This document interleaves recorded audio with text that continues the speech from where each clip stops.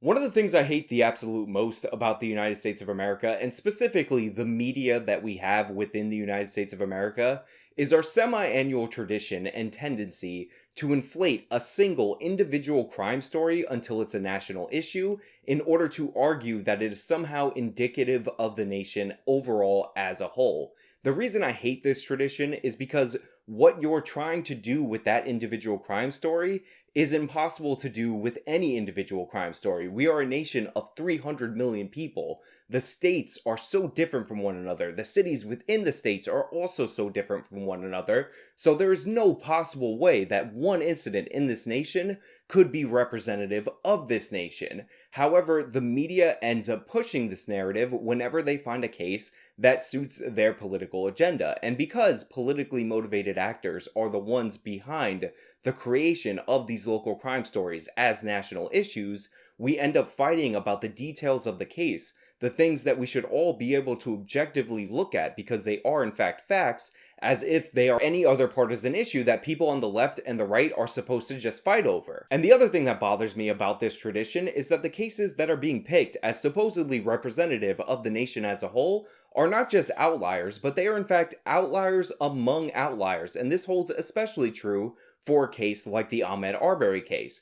A case that is only getting national attention because it involves a white person killing a black person. Statistically, one of the least likely possible combinations that you could possibly have within the United States of America. I mean, seriously, just take a moment and look at this chart that I've put up on screen from you, because right now, what the media is telling you, what people on the far left are telling you, is that this big number is not a number that has a case in it that is representative of this nation as a whole. This smaller number, which could arguably be called a unicorn number, is not representative of where this nation is at in terms of crime overall as a whole. It is in fact this tiny, minute percentage that has a case within it that is representative of the United States of America as a whole. If this number is a unicorn, then this number is the rare two-horned unicorn. Now, the 36-second video of the killing of Ahmaud Arbery was tweeted out by bad faith actor that we've talked about numerous times on this channel before, Shaun King, with no news articles, no police reports, no additional context except the text in his tweet, which dubbed this video a lynching, which gave the impression that these two white people just saw a black man in the area and decided to ride him down and target him for murder, which is completely ridiculous and not supported by any of the facts or evidence. Whether or not this is a good shooting or bad shooting can be determined later, but what we know for a fact is this was not a premeditated targeting of this individual based solely on his race, where the perpetrators intended to murder him. Now, I'm going to go over this case in detail, and I will be debunking a ton of misinformation presented by both sides that are arguing about this case. But it is extremely important that I emphasize up front that people calling this a lynching are bad faith actors. The idea that this was a racially motivated, targeted murder based solely on the color of the skin of Ahmaud Arbery is just false. When you intend to murder somebody from the outset, you don't wait for them to start fighting you and get their hands all over your shotgun. That's complete and total nonsense. Oh, one more thing, Shaun King isn't just a bad faith actor and a prolific race hoaxer, he's also a criminal. He posted this threat to his Facebook page, saying to the two shooters that he knows where they live and he knows where they're hiding out, and right now he's the only person standing between them and 150 people that he might send to kill them. And then he threatens the state of Georgia by telling them that it's in their best interest to hold these men accountable after talking about sending 150 people to kill the two shooters in this instance. Now, the first thing that I have to debunk, and honestly, it's a little bit ridiculous that I even have to address it because it's been up for 5 days without a correction, is the Young Turks headline related to the video that they did about this story, which is ex-cop chases and guns down jogging man.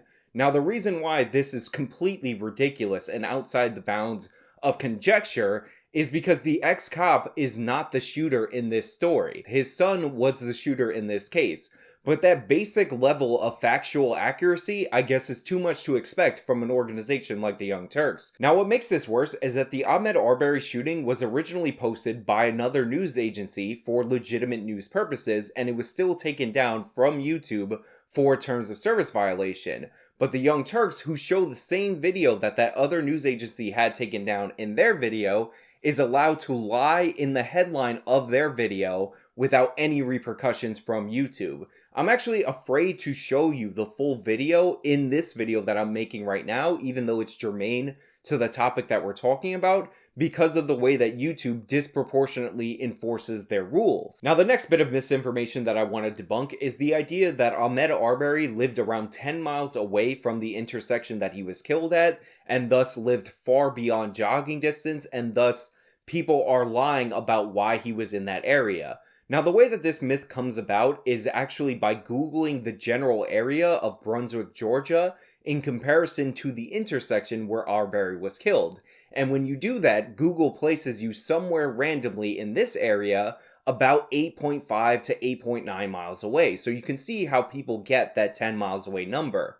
The problem is that this is a general area and not Ahmaud Arbery's actual address. Now, once I figured out that Ahmaud Arbery actually lived with his mother, Wanda Cooper Jones, I was able to find her address in about 15 minutes. And when I plugged in the address and compared it to the intersection listed in the police report, according to Google, it says that he lived about 2 miles walking distance to 2.4 miles walking distance, depending on the route.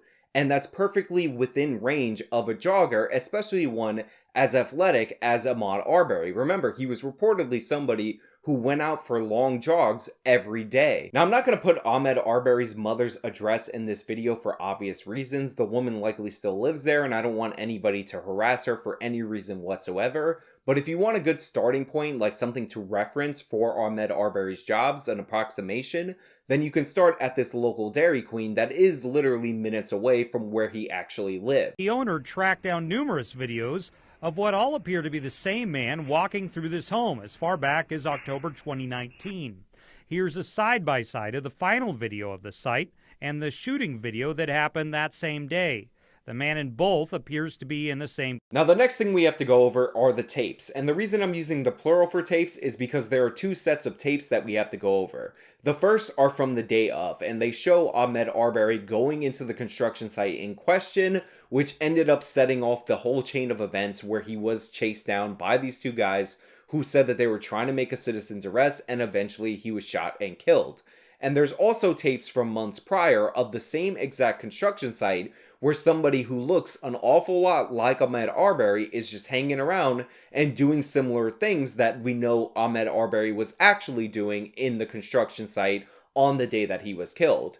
Now, the reason I want to be careful about the second set of tapes, the ones from a couple of months ago, is because currently they are in dispute. However, it's important to point out that it would be an awfully strange coincidence to say that Ahmaud jogged in this area frequently, but he never visited this construction site frequently, but there was another guy who did in fact visit this construction site frequently, who happened to look like, have the same height and around the same build as Ahmaud. That seems like a major coincidence, and the reason I'm very skeptical of this not being Ahmaud in the other videos is because it's only his family, as far as I can tell, and his lawyer who are making this claim. And of course they're going to say that that's not Ahmaud, because it looks bad for him to be the actual guy in the videos before and after. It doesn't necessarily make him guilty in his own shooting, but it explains why the people who pulled up on him said that they did so, because they said they recognized him from those previous videos. Being Ahmaud undercuts the racial narrative, because the reason that Ahmaud was stopped by these two guys in particular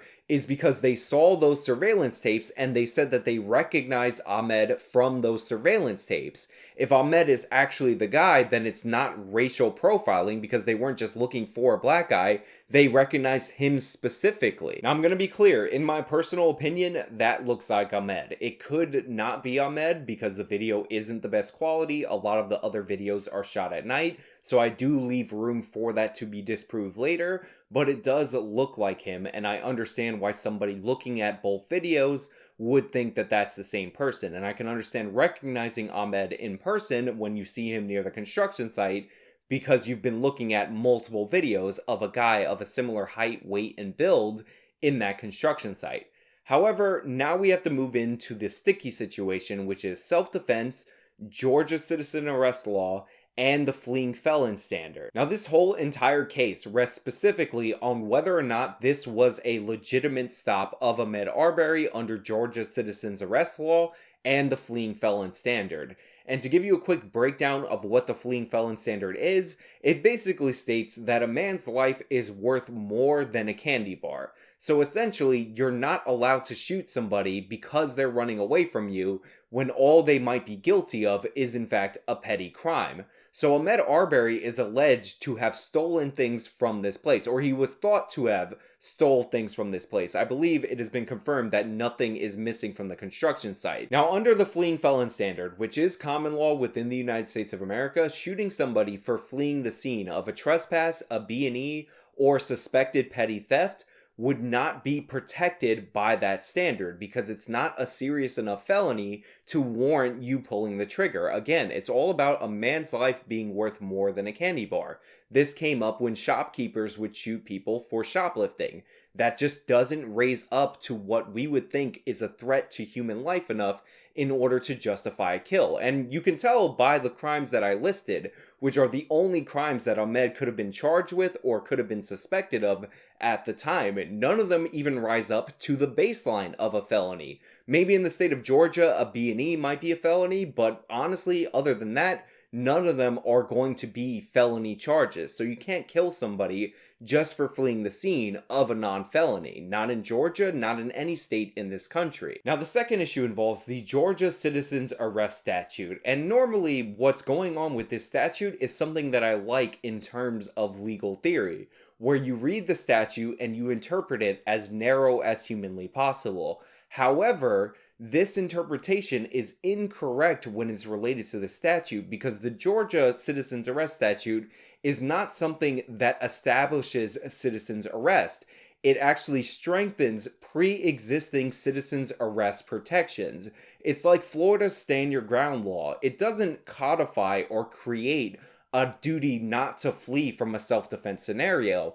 It actually strengthens you so much that if you're in a clear self-defense scenario and you don't flee and you take someone's life, that you don't even have to go to trial. So while the Georgia Citizens Arrest Statute says you are protected in your actions when you initiate a citizen's arrest when you personally witness a felony being committed, that doesn't mean that you can only initiate a citizen's arrest when you witness a felony being committed. This law is not a limitation on the citizen's arrest power of the people of Georgia. This law is a special protection in specific instances where Georgia does not want its citizens to not intervene out of fear of civil or criminal liability. I mean, just think about it logically for a second. Let's say you're going for a walk and all of a sudden you hear a woman, but you can't see her, say, "Stop thief." And then a minute later or 30 seconds later, a guy runs past you with a purse in his hand. Do you think that because you didn't literally witness the crime occur, and purse snatching probably not even a felony, that you have no authority to stop that person? That's ridiculous. Of course you have the authority to stop that person because there is reasonable suspicion that that is related to the screaming that you just heard and that a crime occurred. You just don't have the same high standard of legal protection if you stopping this person doesn't work out as you would have had you seen the crime actually occur. Because while it might seem logical to put two and two together, stop thief, guy running with purse, you haven't actually seen the crime occur, and what you're piecing together could in fact be circumstantial and not indicative of an actual crime. That's why the strongest protections are reserved for the most serious crimes that are personally witnessed. But again, that doesn't mean it limits the other citizens' arrest powers that are established through common law and other pieces of legislation. Now, the reason whether or not this falls under the citizens arrest common law is the most important issue in this case is because, contrary to what you might think, the most important charges in this case aren't the murder charges. They are in fact the felony assault charges, because if you notice, one person pulled the trigger all 3 times that led to Arbery's death, but both the father and the son are being charged with murder in tandem. The reason they're being charged with murder in tandem is because of the felony assault charges and something called felony murder, which basically states that if somebody dies during the commission of a felony, everybody who participated in that felony gets charged with their murder. So the whole issue is on whether or not him brandishing the shotgun outside of his car was in fact a felony assault. If that wasn't a felony assault, then there's no murder charge. That goes away. Remember, assaults aren't violence. Battery is violence. Assault is the threat of violence. If neither the father nor the son brandishing their guns constitutes as a felony assault, then the murder charge disappears, because then it becomes legally brandishing your firearms and a self-defense case. So this is the entire issue, whether or not common law around citizen's arrest is enough to protect the son in his actions and the father when they decided to stop this guy. Now, even if this isn't felony assault or aggravated assault, whatever they specifically charged them with, the son would still be vulnerable to involuntary or voluntary or aggravated manslaughter, depending on how the statutes are written in the state of Georgia. But the assault is the key component on whether or not the father will go down for murder. If that gets washed away, then the father walks free. So don't be surprised if you end up seeing that, because that is the most important thing that the father can do to get himself out of trouble in this instance where he did not pull the trigger. Now, if it is in fact determined to be a legal stop, and it is determined that Ahmaud Arbery did not act reasonably based on the position that he was put in, which could happen. Remember, if you go through the police report, you find out that this was in fact the second instance where they tried to stop him, not the first instance. So the argument becomes, is it reasonable for Ahmaud to believe that they were trying to kill him when they initially tried to stop him with guns and didn't fire a single shot or make any attempt at killing him? Now, I don't know how this case is going to turn out. It depends on a lot of factors: who's representing these people, how they argue the case, and whether or not the prosecutor is going to be smart enough to be flexible with the charges and maybe try to attach a manslaughter to the son, even if it ends up costing her the case against the father. Because in reality, the father didn't pull the trigger, and whether or not you're a believer in felony murder or not, it seems a little weird that he would also get the same sentence as the son when he was acting, even as he was brandishing a gun, far more reasonable than his son. Now, I hope that clears up some of the legal questions related to this case, and now I'm going to move on to what my personal thoughts about who's in the wrong in this case. And in my opinion, these guys really should have just followed Ahmaud until the police showed up. They did in fact create a situation where the chances of it escalating into a more violent situation went up. If this guy stays in the car with his shotgun and he doesn't get out to try and confront the guy, Ahmaud does not have the opportunity to fight back, and you're not in a situation where you're fighting over the gun and your only option is to pull the trigger. Now, I realize I'm saying that with hindsight on my side, and I realize that you could make the same exact argument for Ahmaud just stopping instead of fighting. If he doesn't fight, it's very likely he doesn't get shot. In fact, I would argue 100% chance that he doesn't get shot. But to me, the original sin is getting out of the car with the shotgun and getting so close to somebody that you're pursuing that you suspect is a criminal, and criminals tend to reach for the gun, and people who are scared for their life, who think they're about to get shot, tend to have that fight or flight response. And Ahmaud was already done with the flight response, so he only had one response left once he felt cornered. But hey, those are my thoughts. Let me know your thoughts down in the comments below. If you like this video, then please show me by leaving a like. If you want to support me, because this video will not be monetized, my links are in the description. You can subscribe for more content, follow me on all my social medias. This has been me breaking down some of the myths and the legalities surrounding the Ahmaud Arbery case. Till next time.